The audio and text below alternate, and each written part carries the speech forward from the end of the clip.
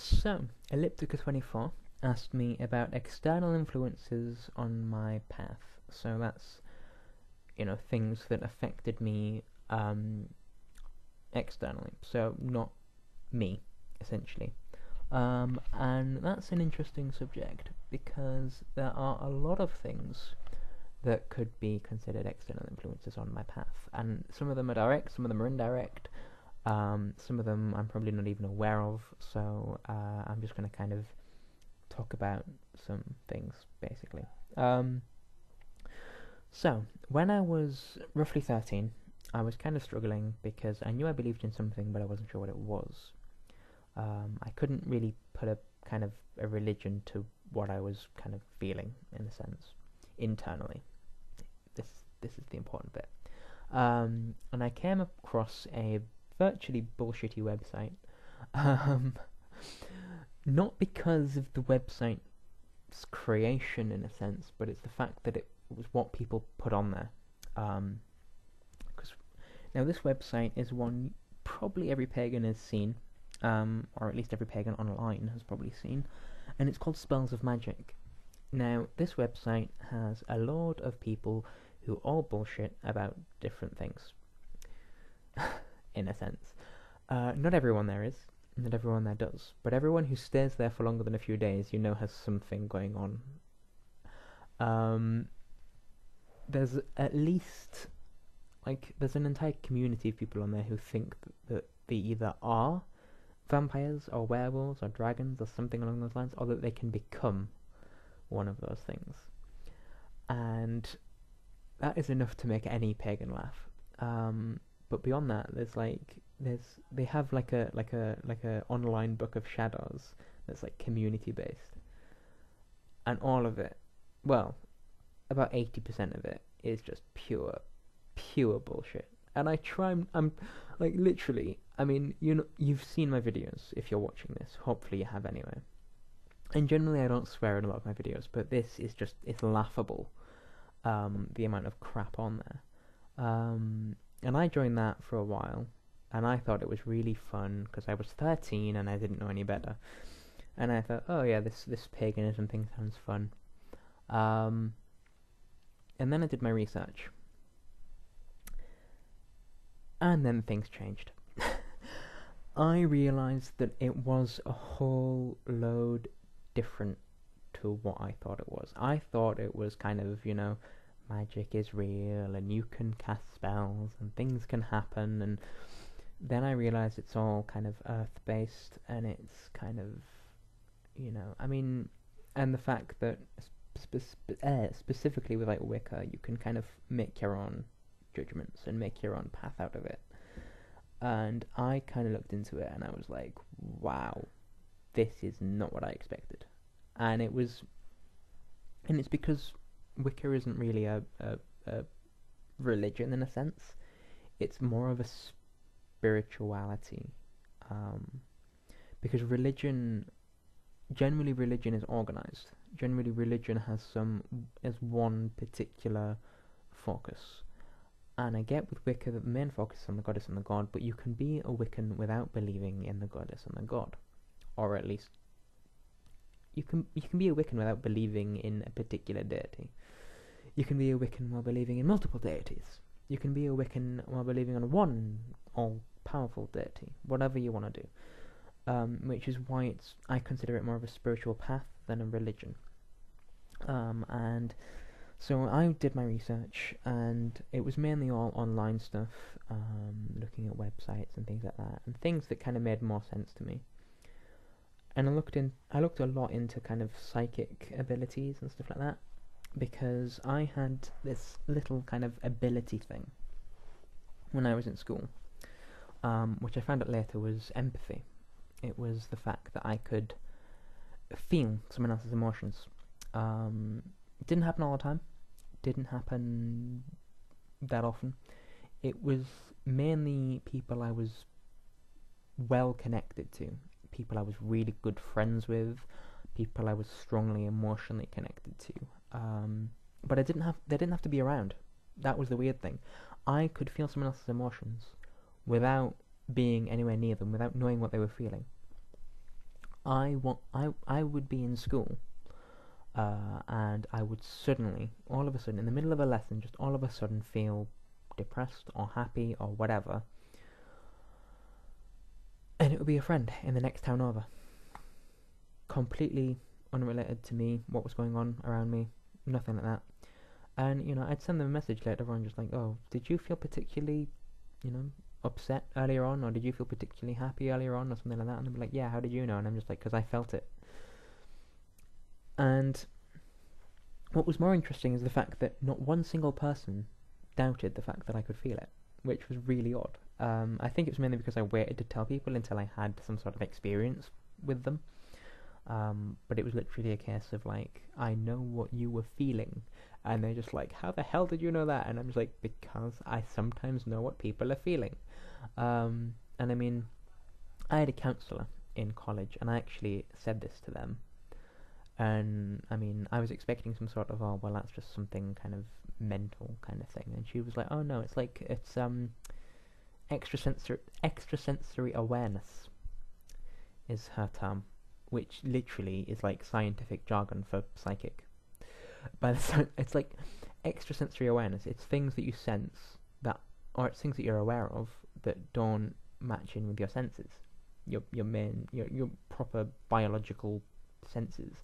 Your sense of kind of direction. Your sense of smell, whatever, anything like that. It's things you're aware of that you probably shouldn't be. And to me, that's psychic. There's no way around it. There's no kind of scientific thing saying, oh no, it's not psychic, it's just things you're aware of, no, it's psychic. It's things you are aware of that physically, mentally, emotionally, scientifically, you shouldn't be. Anyway, beyond that, I looked into this empathy, and I realised that because I was looking into like psychic things and stuff like that, because I thought that was really cool. And I found out that was what it was, and I was just like, oh my god, I have a psychic power. I mean, at the time I was looking into stuff like telekinesis, which obviously is neither here nor there. I'm not going to go into that. And then I got really into the studies and the kind of this is what it is, this is what it isn't kind of thing. And although there is quite a few things about like you cannot, there are certain things that like it's way out there, and there are certain things that are just like, well, because there's certain things where it's like we are not kind of Satanists, we do not believe in Satan, we do not, but then there's other things that are just like, well, you can believe in God, you can be kind of a Christy or pagan thing, but anyway, beyond all that, so I did my studies online, different pages, different things, mainly about.com was particularly useful, ironically. And yeah, so I was doing all that, and then I kind of thought, right, okay, one thing I'm really interested in is divination. That hasn't changed since. That's the one thing I'm focusing on mainly, and it's because there is so much, even in this one particular branch of kind of magic. Divination is just so incredibly deep, and I mean, there's tarot, which is what I'm focusing on at the moment. There's pendulums, there's spirit boards, there's oracle decks, which, I mean, tarot is one specific deck all the time. It's one specific deck, different artwork, one specific layout. Oracle decks, each one of them completely different, and it's just like, not venturing into that yet. I've got 2 oracle decks, and I'm not going to go any further with that until I've kind of got the tarot down at least. I mean, then there's pendulum, spirit boards, scrying, everything like that. It's all, I mean, and then you have your own kind of meditation thing, which is another area entirely. Because scrying is kind of like focusing on one particular point until you get to something that's kind of more kind of a deeper sense of awareness, which is kind of a higher level of awareness. But I mean, meditation, you can literally look within. I mean, you can literally dig down. Well, not literally, but you can like metaphorically dig down into your very soul and find something there that you never knew was buried. It's really, really interesting. Um, but I mean, I was looking into like things like flashbacks as well. I mean, because I have some kind of every so often I have just like a quick flashback or a flash forward. And I mean, the flash forwards I can't really prove yet because they're way in the future. But the flashbacks generally aren't my life. I've had two that are my life, both the same one, and I've had a few that are just like set in like I say set. It's like watching a movie in a sense because it just doesn't click with me. Um, but it's like they're in the 50s essentially. Like judging by like the way people are dressed, the actions that I'm doing in the flashback, the actions that the other people are doing in the flashback, it's all very 50s and very kind of I don't know how to put it. Like died down essentially. Like it's all very kind of old fashioned. That's all I can put it as. Like it's just like all very kind of like safe and kind of yeah, just safe. And I like it. I really do like it. I like the kind of the dynamic of the 50s. The fact that things, or at least the dynamic of the 50s that I've seen from flashbacks and movies. Just the fact that everything's so kind of I don't know. There's much more safety there than there is now. But it's more like elegant in a sense. It's just there aren't all these chavs swearing and stuff. I mean, in the ones that are kind of a bit rebellious, or at least decent, they're more kind of cool, and kind of yeah.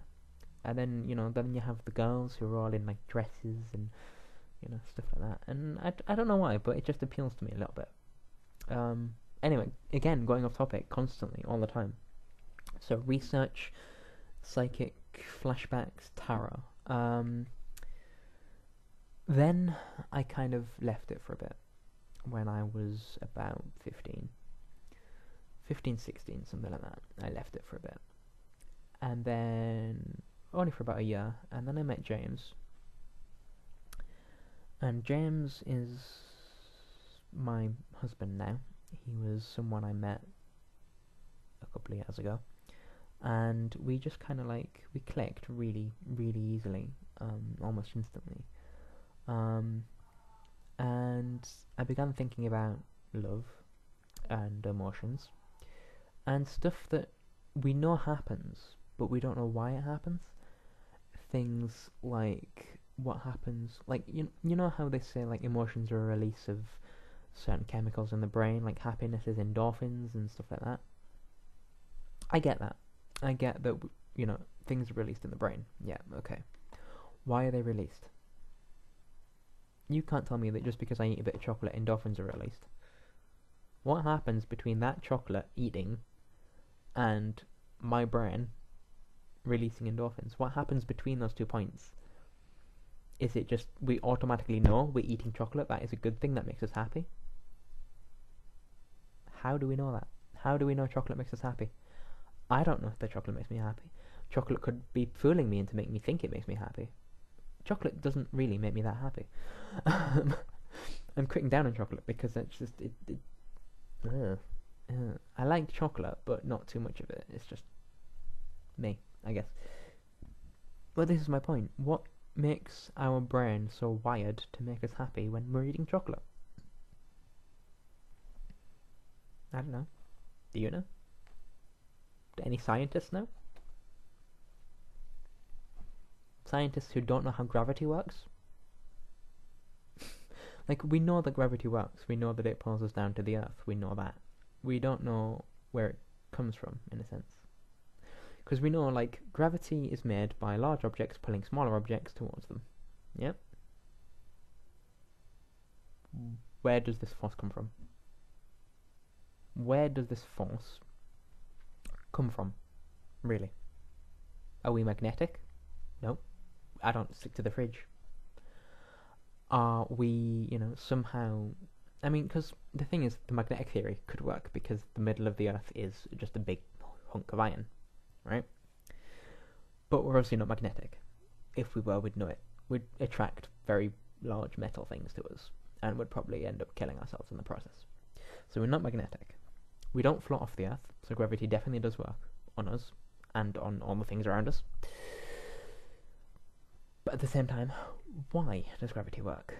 What is it that pulls us to this earth? It's an energy, it's a force, it's energy, it's pure raw force energy. It's gravity. But where does it come from? And why is it here? And why is it constant? You can't create or destroy energy, okay? You can manipulate it into different things. Gravity is not manipulated, it doesn't change. Gravity doesn't become kinetic energy. Gravity doesn't become heat. It doesn't become light. Gravity is gravity, constant, always, never changing. Why?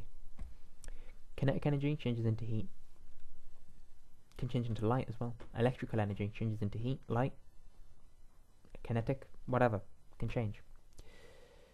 Why is gravity constant, despite the fact that it's just a force, it's just energy, essentially? Who knows? I'm getting into science and paganism now, but this is just the things I was thinking about at the time. I was just thinking about why is it that we don't know so much? And it might be that one day science can prove everything, and science is the norm, and everyone knows that science means truth. And it might be a case that that does happen one day, but I'm glad that I won't be alive to see that day. Because what is the point if you know everything? What is the point anymore? I mean, part of life is making up explanations for things that help you relax. For me, part of that belief is that there is some sort of energy out there that we don't know about, that we can't really find with technology. What we can do is look within ourselves and realise that it is there and we can control it to an extent. And that's what I do. That is my branch of witchcraft. It's the fact that I can find that there is this energy that is raw and powerful, or the opposite, and can be nurturing and caring, and it rushes through the universe and wraps around things and creates life and does all that lot, and it can be tamed, it can be controlled, just little bits of it at a time. Just little bits. And that is how we cast spells, that is how we protect ourselves, that is how we know when someone is following us on a night. That is what makes us paranoid, it's what makes us lonely, it's what makes us love and laugh and live and everything like that. It's what makes us human. Okay? That is my belief. And I've rambled on for 18 minutes nearly, so I'm going to leave it there, and I hope that you realise that what I'm saying has some element of logic to it. Okay? So, see you next time.